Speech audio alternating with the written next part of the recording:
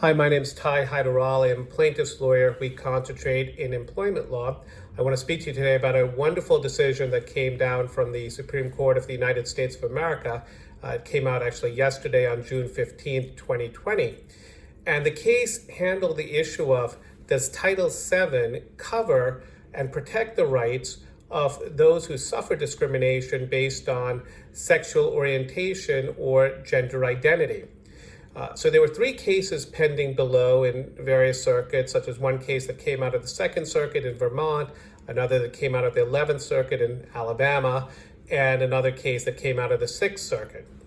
And the interesting thing about this case is it was authored by no other than Neil Gorsuch. Justice Gorsuch, as you all may remember, was appointed by President Trump and considered to be a conservative who would form the majority of the conservative bench against the four Democrats. So 9 justices, 5-4 majority in favor of the conservatives. Well, Justice Gorsuch, in a surprise decision yesterday, came out in favor of expanding Title VII, which covers such things as gender discrimination, race discrimination, etc., expanded the coverage of Title VII to include gender identity and discrimination based on sexual orientation. And it was very interesting because Justice Gorsuch handled the argument and dismissed it of those who said, well, in 1964, when Title VII was passed, the legislatures didn't contemplate extending protections to gender identity or sexual orientation. And Justice Gorsuch said, I don't care, in essence. Said it in other words, of course, but said we have to look at the law as drafted to interpret it, to recognize what its scope is.